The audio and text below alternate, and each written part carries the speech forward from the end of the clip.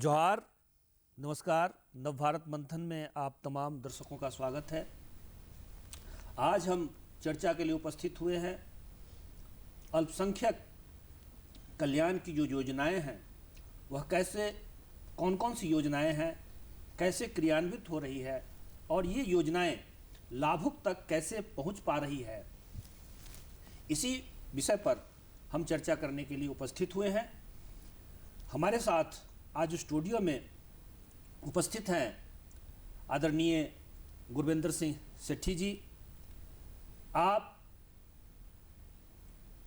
राज्य अल्पसंख्यक आयोग के उपाध्यक्ष रह चुके हैं। हमारे साथ चर्चा में शामिल हो रही हैं आप डॉक्टर आला मारा जी। आला मारा जी नागपुरी की प्राध्यापिका हैं, डोरंडा कॉलेज में पढ़ाती हैं। हमारे साथ चर्चा में शामिल हो रहे हैं आप मुफ्ती अब्दुल्ला अजहर कासमी जी। आप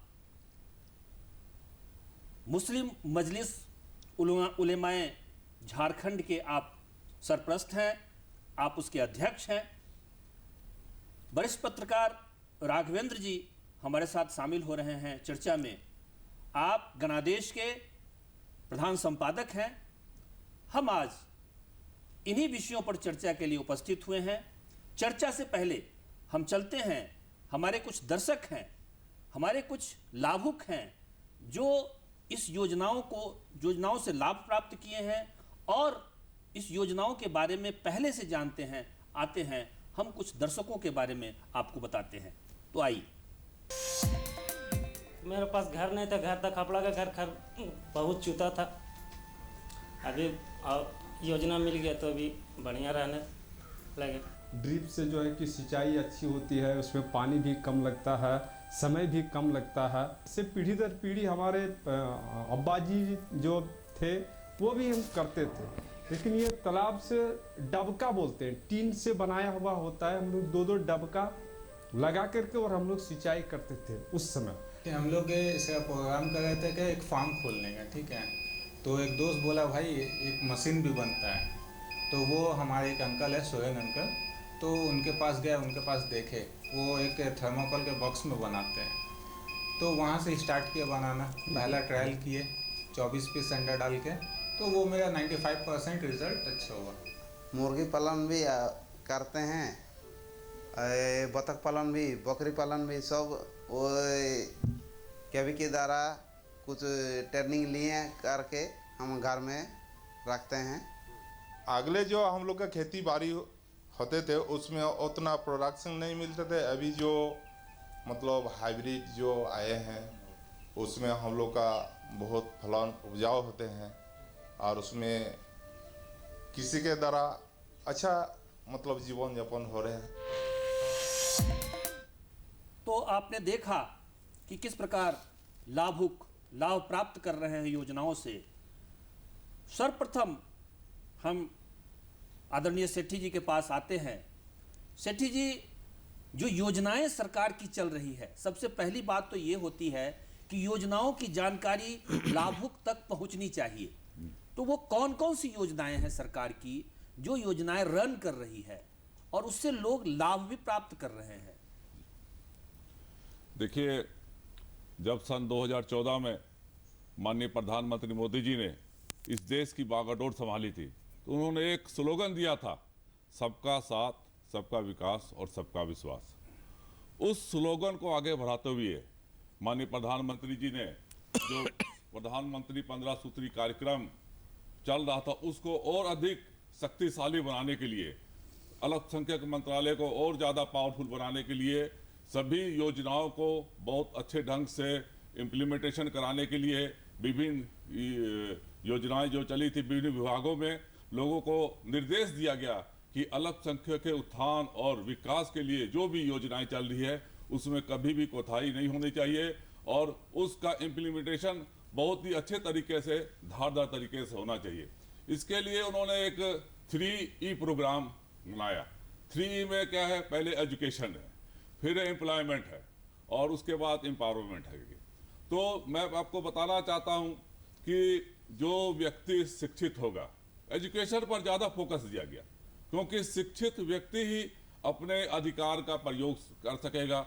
शिक्षित व्यक्ति को ही मालूम चलेगा कि सरकार ने जो योजनाएं आरंभ की है उस योजनाओं का कैसे लाभ लिया जा सकते हैं, क्योंकि बहुत सारी योजनाएं, जैसे स्कॉलरशिप की योजना है, बहुत सारे मुख्यालय में जाके फॉर्म भरना पड़ता है। इन सारी योजनाओं को और अधिक धारदार बनाने के लिए, योजनाओं को इम्प्लीमेंटेशन कराने के लिए सरकार ने बहुत अधिक ध्यान दिया है और बहुत अधिक योजना है। अगर आप पूछेंगे, मैं विस्तार से सभी योजनाओं के बारे में, एजुकेशन के बारे में आपको बताऊंगा, एम्प्लॉयमेंट के बारे में, महिला सशक्तिकरण के बारे में, ये सारी योजनाओं को मैं आपको जैसे जैसे समय आएगा विस्तार से मैं आपको बताता चलूँगा। बहुत बढ़िया आपने बताया आदरणीय सेठी जी कि सरकार की जो योजनाएं चल रही है वो सरकार की योजनाएं जमीन पर उतरती भी दिख रही है। हम इसके बाद मुफ्ती साहब के पास आ रहे हैं।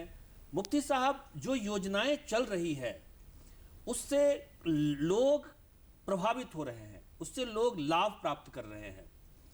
तो ये जो योजनाएं हैं और ये जो योजनाएं से लोग लाभ प्राप्त कर रहे हैं, उस लाभ में आपको क्या लगता है कि ये किस तरह से योजनाएं काम कर रही है?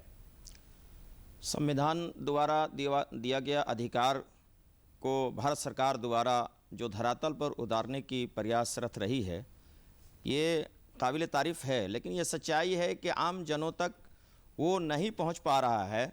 सरकार से हमारा आग्रह होगा कि आप राज्य सरकार द्वारा और राज्य सरकार को ज़िले और ब्लॉक स्तर पर इसके लिए बाकायदा शिविर लगना चाहिए, प्रशिक्षण केंद्र लगना चाहिए। लोगों में चूँकि तालीम का अभाव है, जानकारियां नहीं मिल पाती हैं, जिसकी वजह से जो आप सुविधाएं उपलब्ध कराना चाहते हैं, चाहे भारत सरकार द्वारा हो, राज्य सरकार द्वारा हो, चूँकि मंत्रियों के द्वारा तो इसको पास कर दिया जाता है, कैबिनेट में पास हो जाता है, विधानसभा में पास हो जाता है, लेकिन अफसरशाही इस वक्त पूरे भारतवर्ष पर हावी है।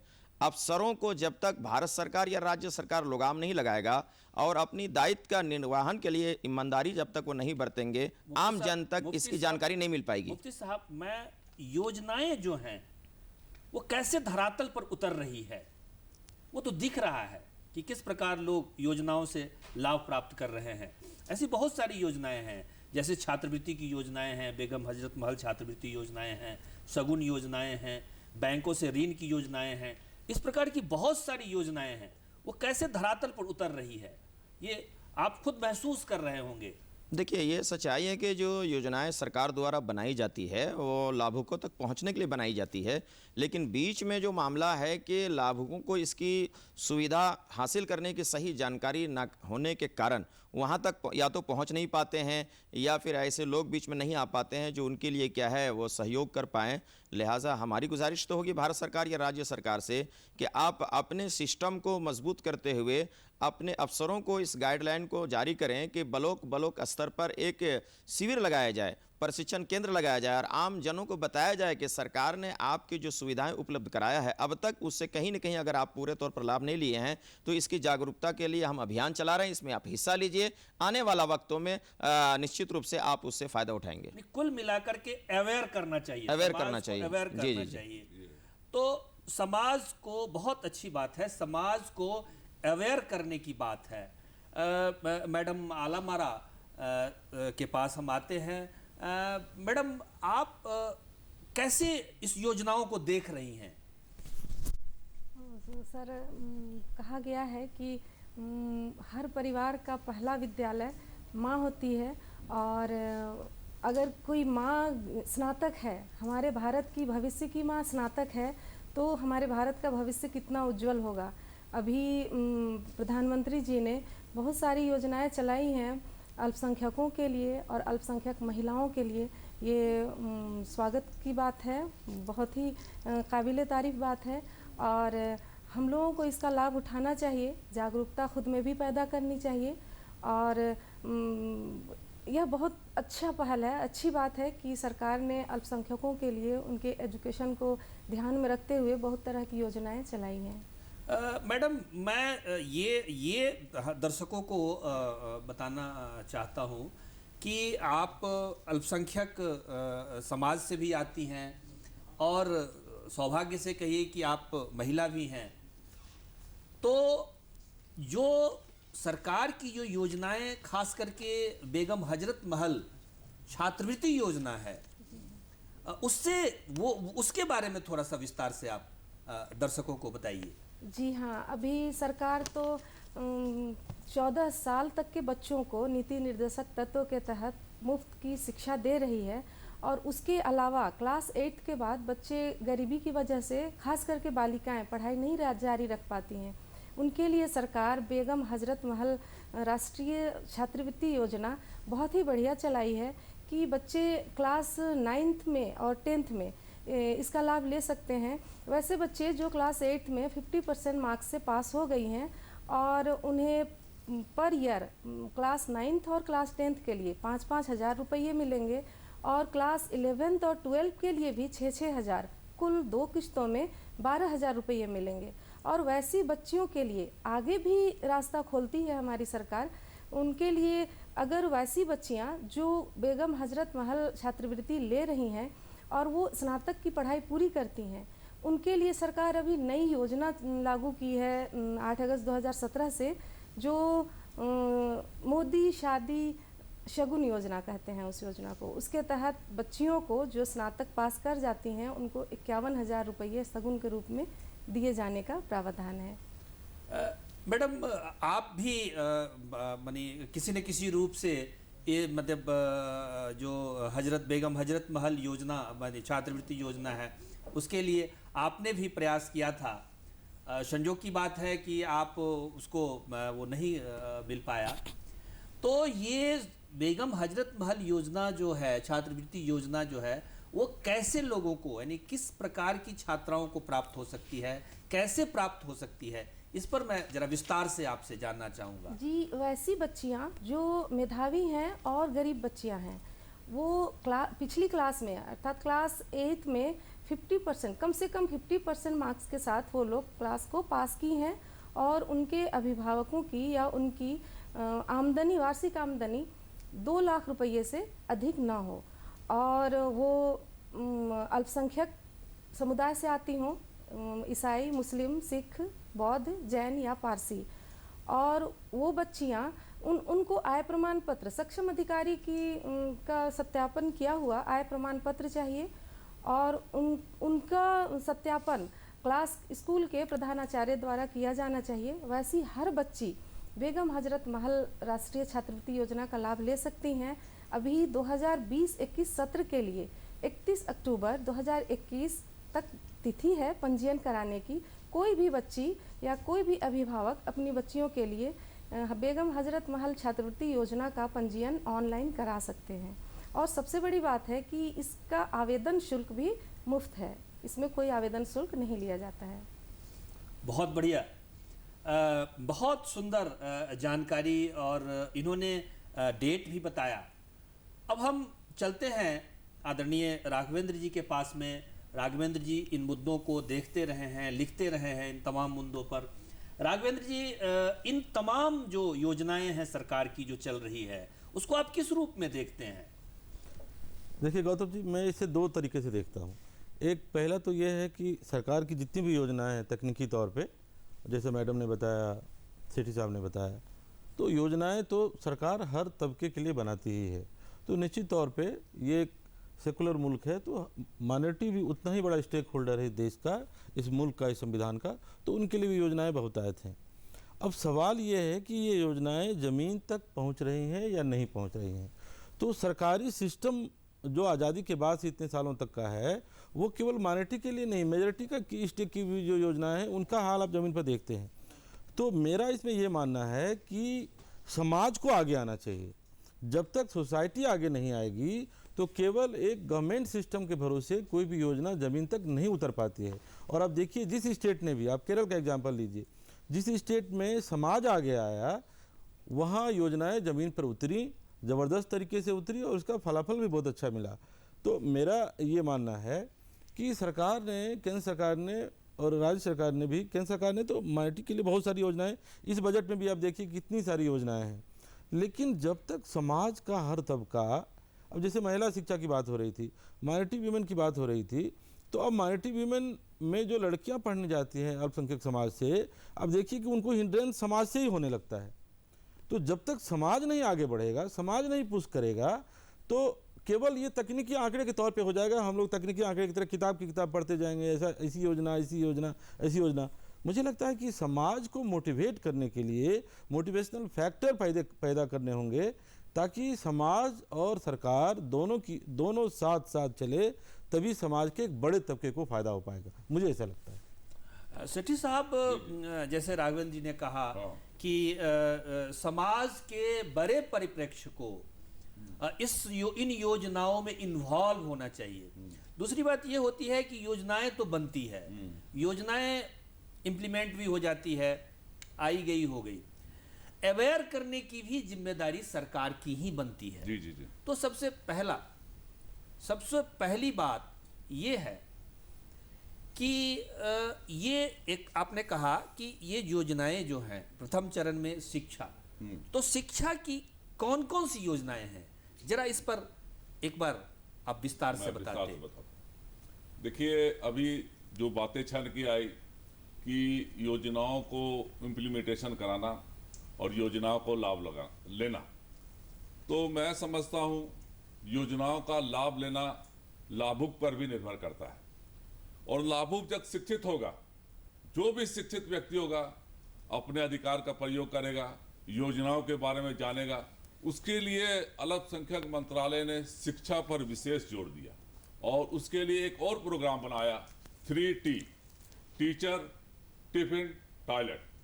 अब टीचर की क्वालिटी अच्छी होनी चाहिए, तभी अच्छी शिक्षा देगा, क्योंकि अक्सर देखा जाता है टीचर में थोड़ी सी क्वालिटी कमी होने से बच्चों पर अच्छा प्रभाव नहीं पड़ता है।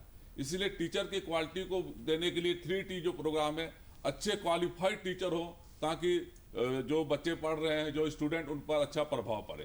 साथ साथ आजकल जो है टिफिन, जिसको मध्याह्न भोजन कहा जाता है, क्योंकि ये भी बहुत ज़रूरी है। बच्चे जब सवेरे घर से आते हैं तो छोटा नाश्ता करके आते हैं, लेकिन मध्याह्न भोजन मिलता है तो उनमें पढ़ने की और शक्ति, और वो मध्याह्न भोजन बहुत न्यूट्रिशन दिया जाता है उसमें, ताकि बच्चों को और अधिक शक्तिशाली बनाया जाए। और ये मध्याह्न जो योजना है भोजन की, ये मदरसों में भी इम्प्लीमेंट की जाए, क्योंकि सरकार चाहती है कि मदरसों का भी आधुनिकीकरण किया जाए। जहां मदरसों में दीनी तालीम दी जाती है, दुनियावी तालीम पर भी सरकार ने जोर दिया है कि मदरसों के जो बच्चे हैं वो दुनियावी, दीनी के साथ दुनियावी तालीम भी पढ़े। तो इसलिए जो सरकार शिक्षा पर जो योजना चला रही है, इसके लिए और सशक्त करने के लिए छात्रवृत्ति दी जाती है, ताकि जिसके माँ बाप नहीं पढ़ा सके वो छात्रवृत्ति योजना का, उसे पूरा लंबी लिस्ट है छात्रवृत्ति की योजना लाभ उठा सके। और उससे आगे बढ़िएगा तो नई सवेरा है, जिसमें कोचिंग देख के बच्चों को मजबूत किया जाता है। और उसके आगे बढ़ते हैं तो पढ़ो प्रदेश जाके पढ़ने के लिए बच्चों को एक ऋण योजना दी जाती है, जिस ऋण योजना का पूरा जो उसका ब्याज का भुगतान है अल्पसंख्यक मंत्रालय करता है। ये एक पूरी सब्सिडी बच्चों को दी जाती है, ताकि प्रदेश से पढ़कर बच्चा भारत आए और अपने टैलेंट का उपयोग सके। एक नई सवेरा योजना है, उस नई सवेरा और नई उड़ान योजना में एक ही फर्क है कि नई सवेरा में कोचिंग दी जाती है, नई उड़ान में UPSC SP योजना दी जाती है। और जहां तक अभी इम्प्लीमेंटेशन का बात बताया, तो मैं आपको एक उदाहरण देना चाहता हूं। महाराष्ट्र का युवक है शेखर अंसार, जिसके पिता टेम्पू चलाते थे और वो IAS बना है, अभी बंगाल में अपनी सेवा दे रहा है। तो इस योजना का लाभ उन्होंने उठाया है, इसमें आपको मैं बताना चाहता हूँ। बड़ी ही गंभीर बात आपने बताई कि मदरसों का आधुनिकीकरण, मदरसों के आधुनिकीकरण में जो हमारी सरकार है वो बहुत ज़्यादा इस पर ध्यान केंद्रित कर रही है। हम मुफ्ती साहब से जानते हैं, क्योंकि मदरसा शिक्षा और उसी अनुशासन से आप पढ़ कर के आए हैं, तो क्या लगता है मुफ्ती साहब कि ये सरकार की जो ये योजनाएं हैं कि दीनी के साथ ही साथ दुनियावी नए स्किल सीखने की भी बात जो है, उस पर क्या आपका क्या दृष्टिकोण है? देखिए, जैसा कि हमारे साथी ने बताया कि इस देश और इस राज्य के अंदर जहां बहुसंख्यक को अधिकार है, वहीं अल्पसंख्यकों को भी अधिकार दिया गया है। और संविधान के अनुसार चाहे वह स्कूल हो या मदरसा हो, सबसे पहली चीज़ सेठी जी ने जो एक बात कही है कि टैलेंटेड टीचरों की बहाली जब तक ट्रेनिंग याफ्ता ना हो और ठीक ठाक एजुकेशन पर उनको दिलचस्पी ना हो। आज आप देख लीजिए, पहले हम ये बताना चाहते हैं कि भारत सरकार, राज्य सरकार स्कूल पर इतनी बड़ी रकम खर्च करती है, लेकिन स्कूल की क्या स्थिति है, बच्चे बच्चियाँ किस तरीके से तालीम हासिल कर रहे हैं, वहाँ पर सफाई का क्या कंडीशन है, एजुकेशन का क्या कंडीशन है, बच्चे किस वक्त आते हैं, किस वक्त जाते हैं, कोई डिसिप्लिन नहीं है। जहाँ तक रहा सवाल मदरसों का, मदरसों के सिलसिले में हम साफ ये कहना चाहते हैं कि सरकार का काम मदरसे वाले कर रहे हैं। बिल्कुल सरकार को मदरसों की तरफ भी अपना ध्यान आकर्षित करना चाहिए। और दूसरी बड़ी अक्सरियत जो भारत की है मुसलमानों के, इनके इदारों पर भी ध्यान देना चाहिए, लेकिन मदरसों में हस्तक्षेप नहीं करना चाहिए। जो हमें अधिकार दिया गया है शिक्षा के लाइन में आज़ादी का, अभी आप देखिए झारखंड के अंदर क्या हो रहा है कि जो मदरसा एजुकेशन जो सरकार से जहाँ से तनख्वाह मिलती है, उनके अंदर ये तय किया जा रहा है कि उसके अंदर BDO जी होंगे, वहाँ पर विधायक जी होंगे।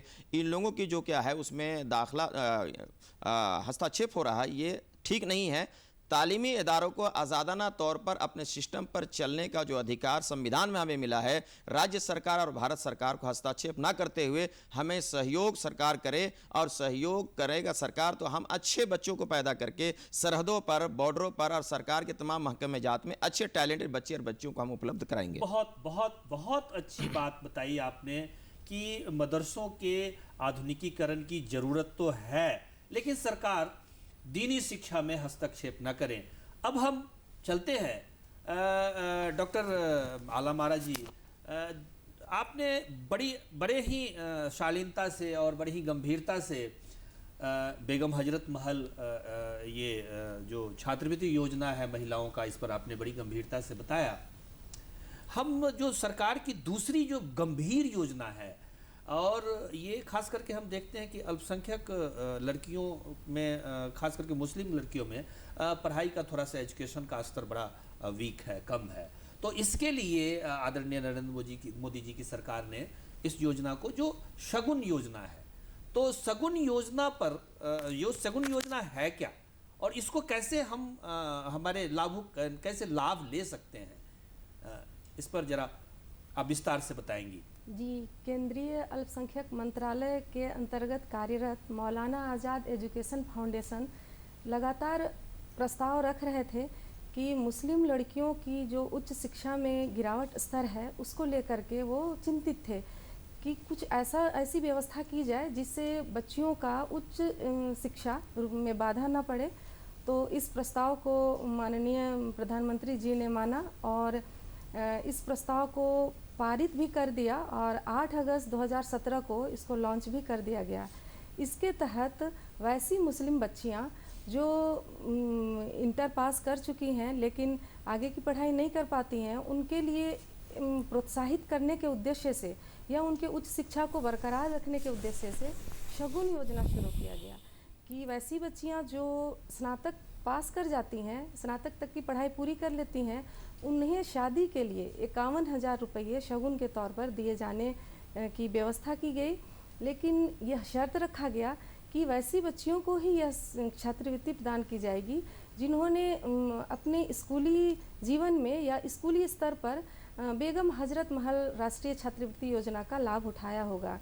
यह इसलिए भी किया गया होगा क्योंकि बच्चों में एक जिज्ञासा पैदा करना है या उनको जागरूक करना है कि आप पहले की छात्रवृत्ति ले रहे हैं, बेशक आप उसके लायक हैं, गरीबी रेखा से नीचे हैं, या आप मेधावी बच्चे हैं, आप पढ़ना चाहती हैं, तो उनके लिए शगुन योजना शुरू किया गया।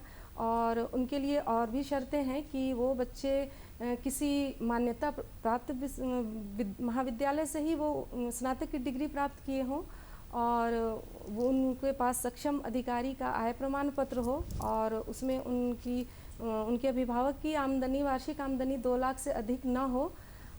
तो ऐसी बच्चियों को शगुन योजना का लाभ दिया जा सकता है। गुड। हम लोगों ने 3 एंगल से ये इन योजनाओं को देखा है। पहला, जो सेठी साहब ने कहा कि एजुकेशन से संदर्भित कार्यक्रम सरकार के द्वारा चल रही है। दूसरा, आपने जो बताया मदरसा का आधुनिकीकरण। तीसरा, शगुन योजना। राघवेंद्र जी, ये जो तीनों जो योजनाएं हैं वो किस प्रकार से काम कर रही है? सरकार के सरकारी मिशनरियों के द्वारा किस प्रकार से इसको संचालित किया जा देखिए, रहा है? सरकार की योजनाओं का जो मॉडस ऑपरेंडी है उसके बारे में तो मैडम ने भी बताया और मुफ्ती साहब ने भी बताया, सेठी साहब ने भी बताया। मेरा फिर सवाल वही है गौतम जी, मेरा फिर वही आना है। हम लोगों ने वो देखा भी कि लाभुक लाभ ले रहे हैं। हम लोगों ने दूरदर्शन पर बनी फिल्म भी देखी और ये सच भी है कि जिन बस्तियों में हम लोग गुजरते हैं, हम तमाम लोग शहर में माइनॉरिटीज़ के इलाके से गुजरते हैं और मेजॉरिटी की, पर मेरा वही आना है कि तमाम जो योजनाओं के जो स्टेक होल्डर्स होते हैं उसके लिए उस समाज को आगे आना पड़ेगा, उसे लीड करना पड़ेगा। इस देश में इतिहास गवाह है, अभी आप लेटेस्ट देख लीजिए हर स्टेट के जो विकास के पैमाने पर जो उनका इंडेक्स आता है उसमें आप देखिए कि जिस स्टेट में जिस समाज की भागीदारी अधिक है, पार्टिसिपेशन अधिक है, वो समाज योजनाओं का फ़ायदा ले जाता है। जिस समाज की भागीदारी कम होती है, जिस इलाके की भागीदारी कम होती है, वहाँ योजनाएं पिछड़ जाती हैं, वो लाभ नहीं ले पाते हैं।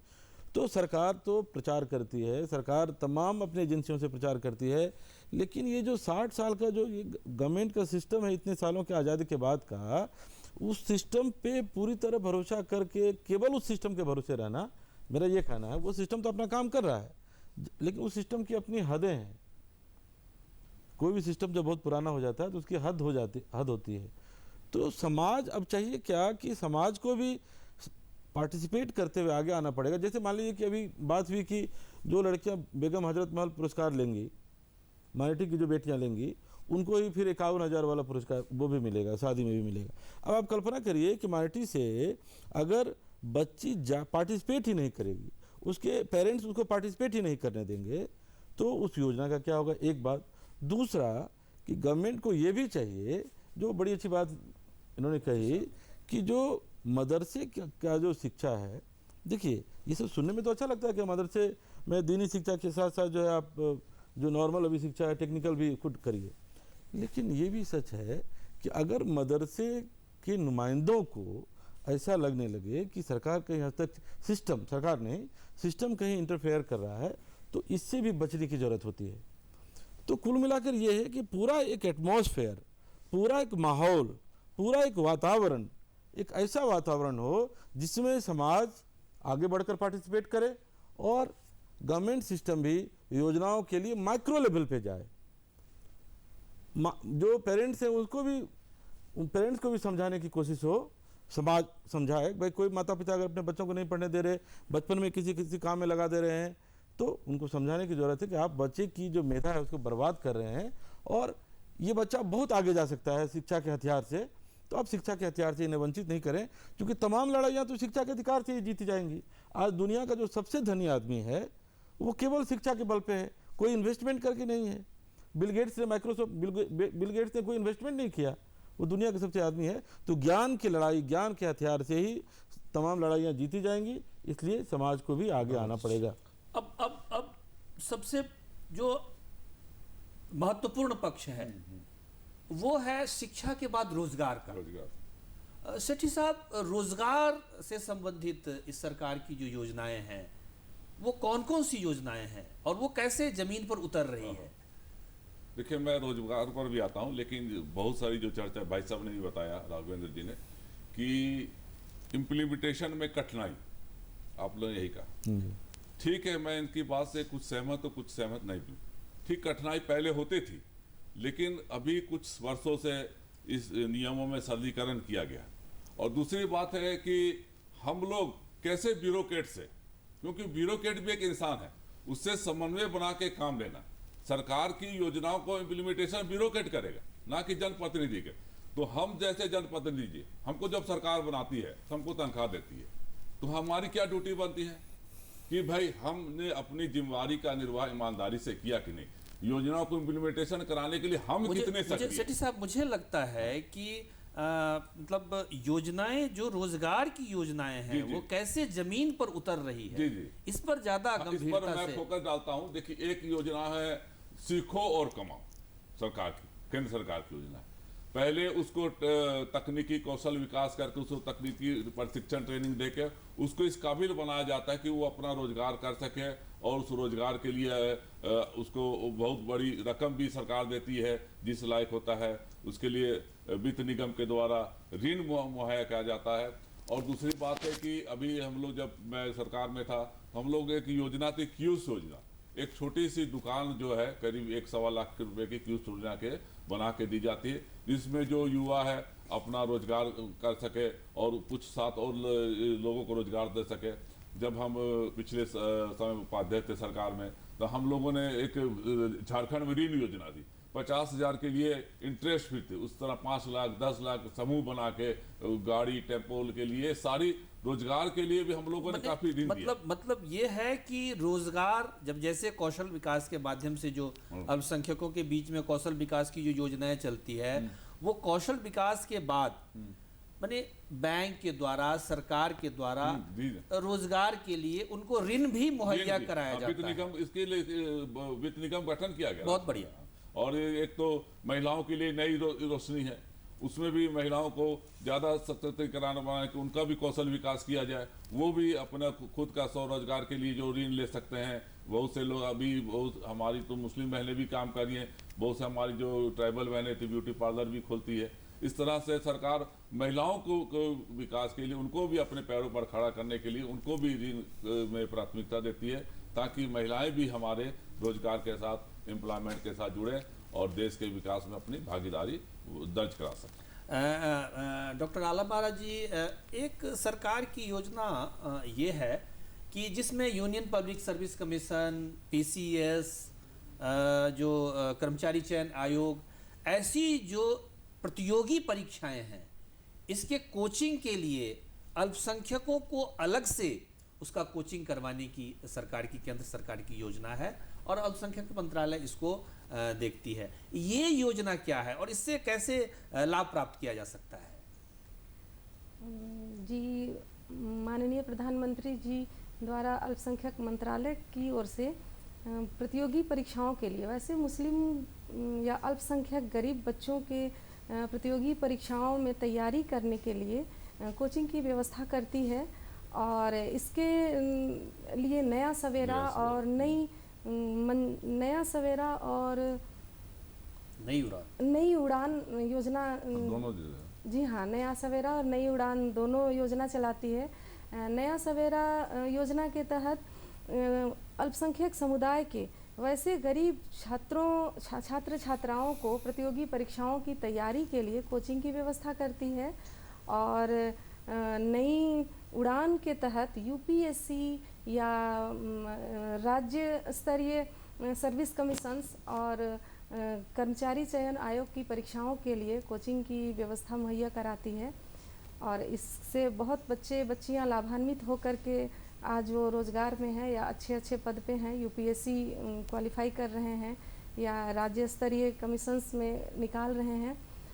और इनके लिए कुछ शर्तें हैं कि वैसे गरीब बच्चे या वैसे अल्पसंख्यक समुदाय के गरीबी रेखा से नीचे वाले बच्चे इसमें अपीयर हो सकते हैं, जिनके अभिभावकों की वार्षिक आय 6 लाख से अधिक ना हो, और ये भारत के नागरिक हों, अल्पसंख्यक हों। अल्पसंख्यक मतलब वो अल्पसंख्यक मतलब मुस्लिम, सिख, ईसाई, पारसी, बुद्धिस्ट, जैन, और इनके लिए खैर कई शर्तें हैं। सरकार जब इतनी योजना के तहत इतना लाभ दे रही है तो इसके लिए है कि वैसे बच्चे इस कोचिंग में दाखिला ले सकते हैं जो इससे पहले वो इसका लाभ नहीं लिए हैं, और इसके लिए UPSC के एग्ज़ाम्स में वो 2 बार अपीयर हो सकते हैं, जिसमें शर्त है कि पहले सत्र में उन्हें पूरा पैसा सरकार देगी, और द्वितीय अवसर जब मिलेगा तो 50% शुल्क बच्चों को खुद ही वहन करना पड़ेगा। और बाकी राज्य स्तरीय बाकी और प्रतियोगी परीक्षाओं के लिए सिर्फ एक ही अवसर दिया जाएगा, एक अवसर में उन्हें निकाल लेना है। और ये कोचिंग इंस्टीट्यूट में एडमिशन के लिए जो एंट्रेंस एग्ज़ाम्स होंगे उसको पास करना अनिवार्य है, और वैसे बच्चों को 15 दिन से ज़्यादा अनुपस्थित रहना नहीं है कोचिंग सेंटर में या उनके क्लासेस में। और अगर ये बच्चे 15 दिन से ज़्यादा अनुपस्थित रहते हैं तो उनको अयोग्य भी घोषित किया जाएगा और उनसे या उनके इंस्टीट्यूट के प्रधान से वो शुल्क वापसी का भी प्रावधान किया गया है। ये बड़ी योजना है और मुफ्ती साहब लगता है कि इस योजना के माध्यम से अल्पसंख्यक खास करके मुस्लिम समाज में एक बहुत बड़ी जागृति ऐसा देखने को मिला है 2017 के बाद से।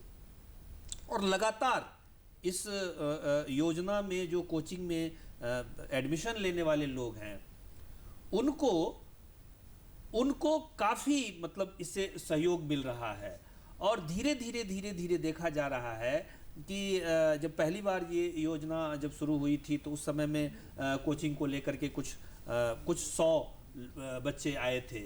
और अभी हाल फिलहाल में जो एंट्रेंस एग्जामिनेशन लिया गया और हजारों के हजार संख्या में बच्चों ने इसमें पार्टिसिपेट किया है। तो क्या लगता नहीं है आपको कि सरकार की ये योजनाएं हैं वो काफ़ी गंभीरता के साथ ज़मीन पर उतर रही है और अवेयर भी लोग हो रहे हैं? मैं सबसे पहले तो चूँकि दूरदर्शन ने ये अवसर हमें दिया है कि अपने भावनाओं को सरकार तक हम पहुँचाए और आपके माध्यम से हम पहुँचा रहे हैं। डॉक्टर आलम आरा साहब ने तफसील से इस बात को रख दिया है।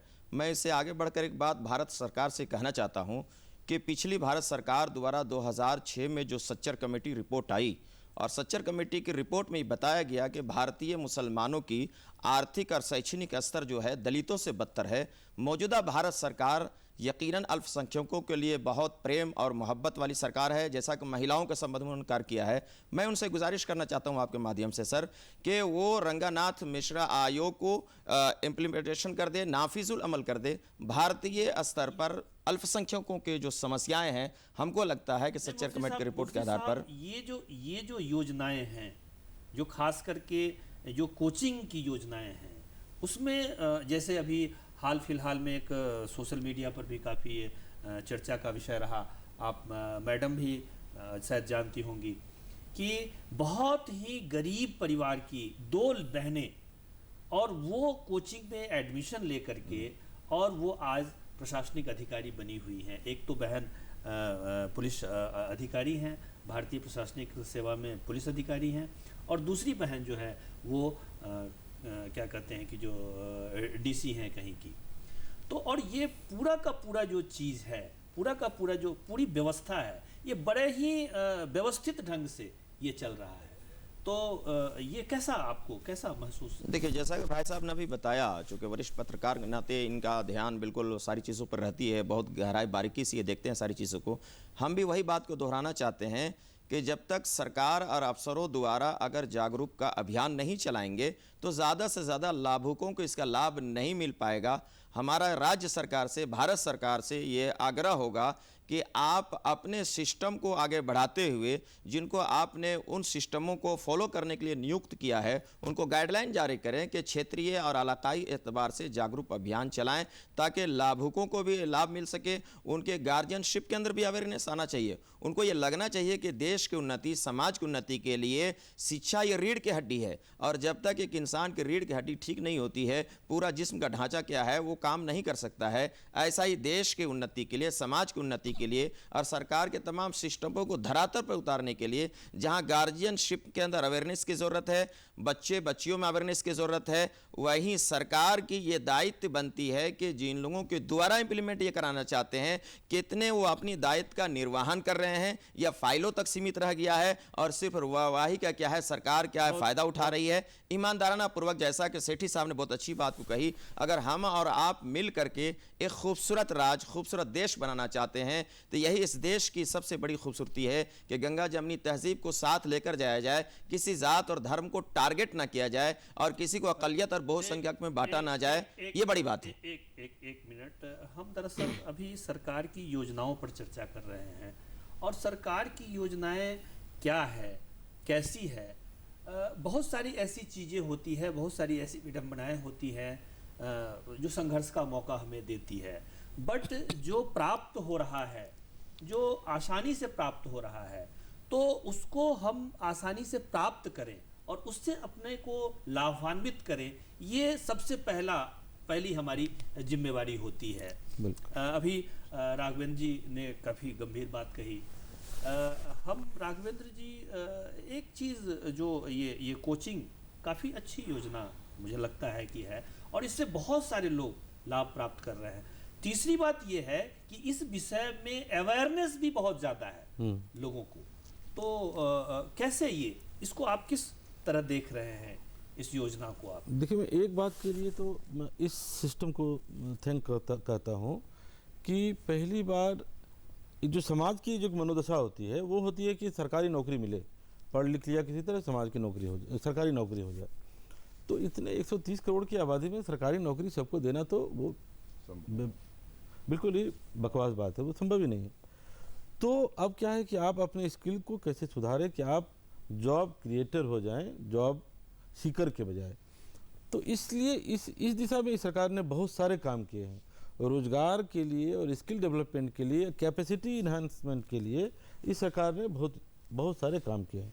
और खास तौर पे ख्याल रखा जाए कि ये सरकार ने जो योजनाएं की है उसको एक तरह से ब्यूरोक्रेटिक सेटअप से थोड़ा अलग किया है। बिल्कुल, क्योंकि प्रधानमंत्री जी सदन में कह चुके हैं कि केवल आईएएस के भरोसे नहीं होगा, समाज का पार्टिसिपेशन होगा।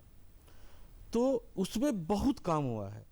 अब आप कल्पना करिए कि जैसे हम मान लीजिए हम लोग रांची में रहते हैं, अभी रांची में बैठे हुए हैं, जैसे बाहर निकलेंगे छोटी छोटी चीज़ें, गैराज में, बाकी जगह, हर जगह जो लोगों को स्किल चाहिए, तो वो स्किल डेवलपमेंट के लिए बहुत सारी गवर्नमेंट ने इतना बड़ा फाउंडेशन बनाया, इतना बड़ा बजट रखा, और उसको अब नीचे लेवल तक वो जा रहा है।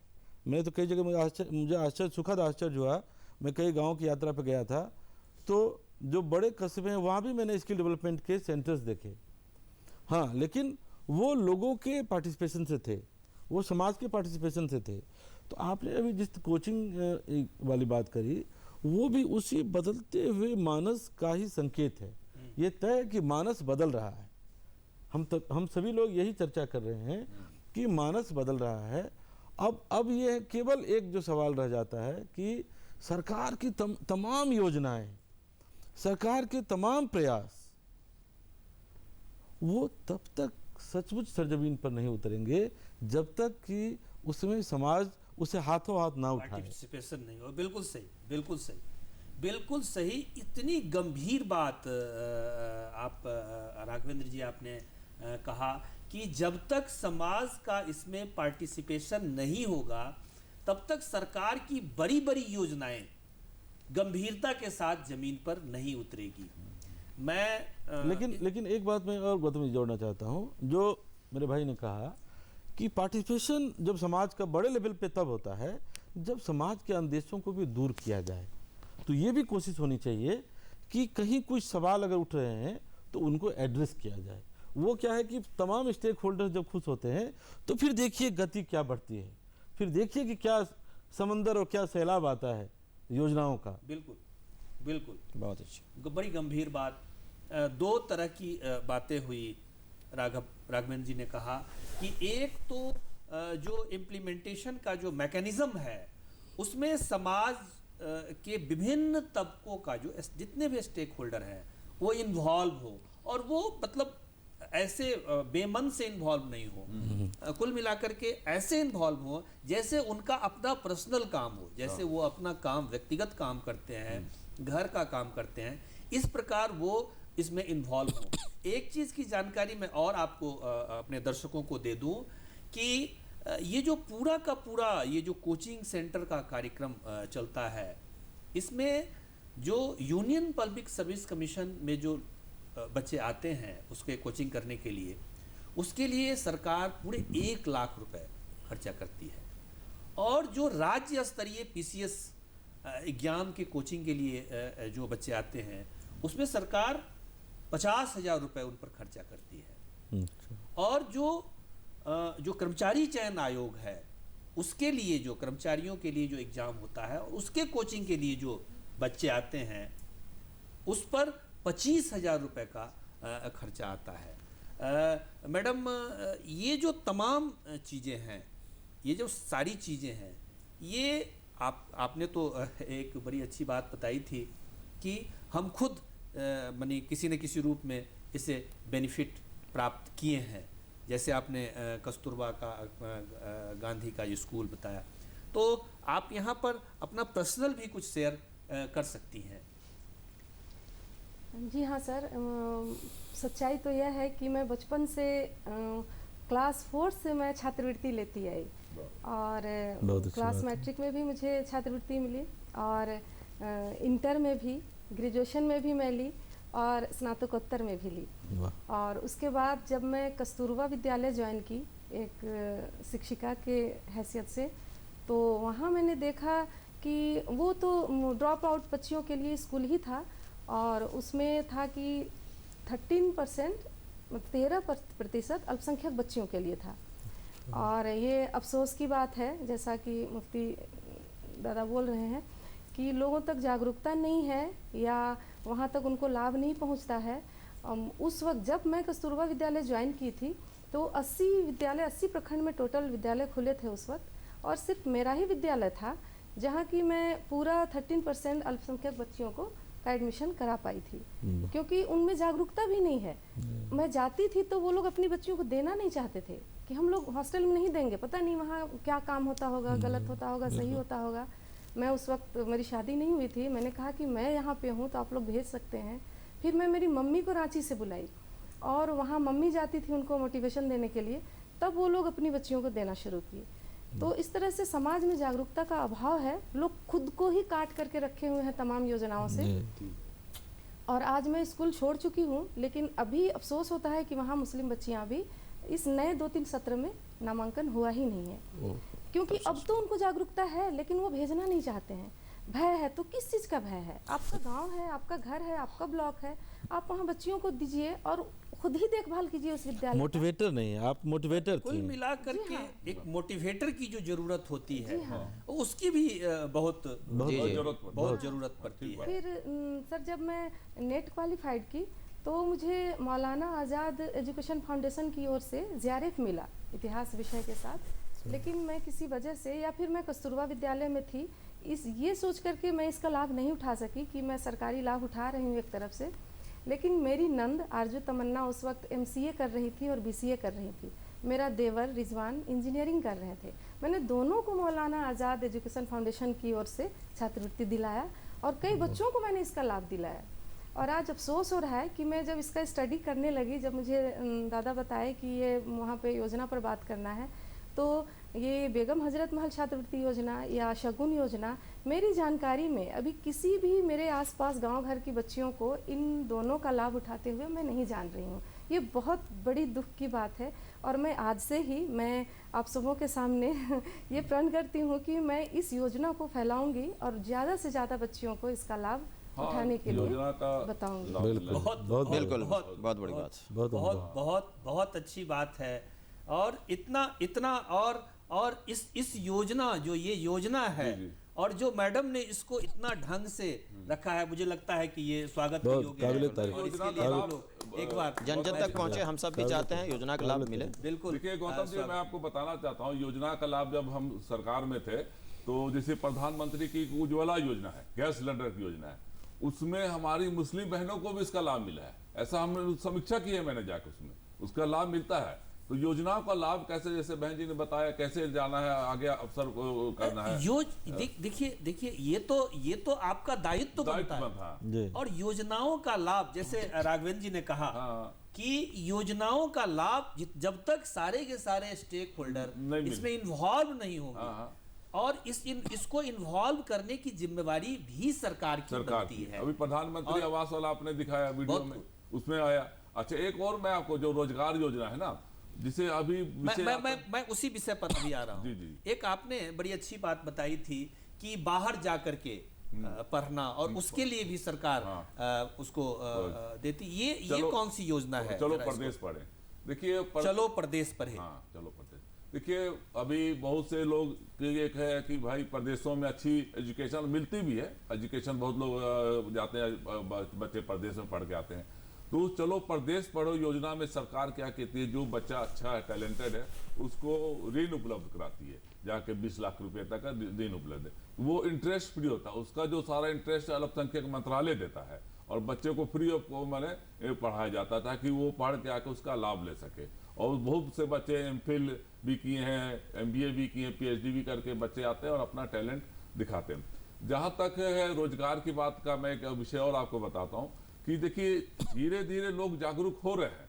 अभी पिछले साल एक हुनर हाट पूरे देशों में किया गया था। दिल्ली में भी मोदी जी गए थे हुनर हाट में, नकवी जी भी साथ में थे, और झारखंड सरकार में भी, झारखंड राज्य में जब हुआ था, तो जो लोग अपना प्रोडक्ट बना के लाते हैं, उसको प्रोडक्ट को वहां रखा जाता है, उसमें सभी समाज की भागीदारी होती है। ये नहीं कि खरीदार में कोई अल्पसंख्यक वर्ग होता है, बहुसंख्यक, वो सभी लोग उसको खरीदते हैं ताकि उसमें प्रचार प्रसार हो। और कि हुनर हाट एक प्लेटफॉर्म दिया गया है, उस प्लेटफॉर्म के लाते अपने जो कारीगर हैं, बुनकर हैं, जो पारंपरिक होता है, उनके चीज़ों को भी लाया जाता है ताकि वो जो शुरू से बुनकरों का जो कुछ परेशानी था उसको ठीक किया गया और वो अपनी वस्तु को यहाँ ला के बेचते हैं ताकि अच्छा ये योजना जो है, क्योंकि भारत में जो बुनकरी का एक जो कला है, हाँ। उसमें ज्यादातर अल्पसंख्यक वर्ग से लोग आते हैं।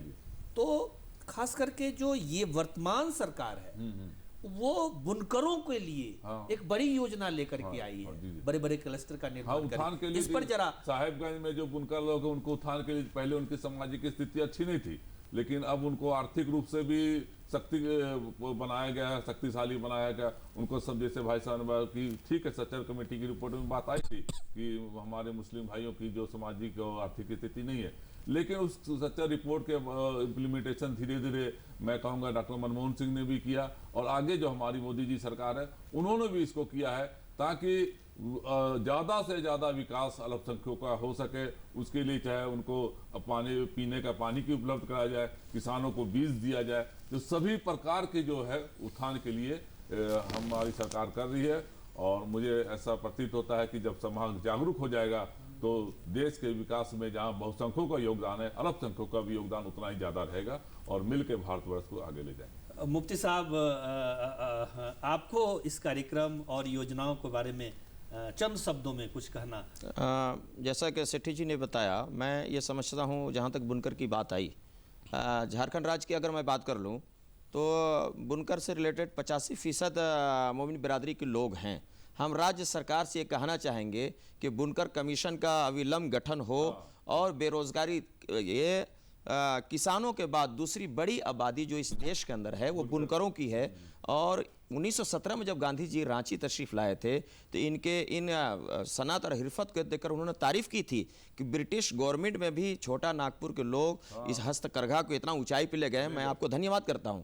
मैं माननीय हेमंत सरकार जी से ये कहना चाहता हूं कि बुनकर कमीशन का गठन करें ताकि झारखंड के 85% जो बुनकर बिरादरी खास तौर से इस वक्त बेरोजगारी के शिकार हैं उनको रोजगार का अवसर मिल सके। बहुत अच्छा। हमारे इस कार्यक्रम में इस संपूर्ण देश के योजनाओं का, जो सरकार के द्वारा जो योजनाएं चल रही है, उन तमाम योजनाओं पर चर्चा करना इतने छोटे समय में तो संभव नहीं था, लेकिन जो हमने गंभीर चर्चाएं की अल्पसंख्यकों के कल्याण के लिए, अल्पसंख्यकों के लिए कौन कौन सी योजनाएं चल रही हैं, अल्पसंख्यकों की योजनाएं जो चल रही हैं वो किस प्रकार धरती पर उतरती दिख रही है। डॉक्टर आलम आरा ने अपना भी अनुभव साझा किया। तीसरी बात यह है कि ये तमाम योजनाएं का जो मैकेनिज्म है वो किस प्रकार काम कर रहा है। और राघवेंद्र जी, आदरणीय राघवेंद्र जी ने जो एक बहुत ही गंभीर बात कही कि जब तक संपूर्ण जितने भी स्टेक होल्डर हैं ये सारे के सारे एकत्रित नहीं होंगे, सारे के सारे इन्वॉल्व नहीं होंगे, तब तक इस योजनाओं को हम ठीक ढंग से इम्प्लीमेंट नहीं कर सकते हैं। और ये तमाम विषयों पर हम लोगों ने चर्चा किया। इन्हीं विषयों के साथ हम विराम लेते हैं। धन्यवाद, आभार। फिर अगले कार्यक्रम में नए विषय और नए चर्चा के साथ हम आप लोगों के समक्ष उपस्थित होंगे। धन्यवाद। जोहार।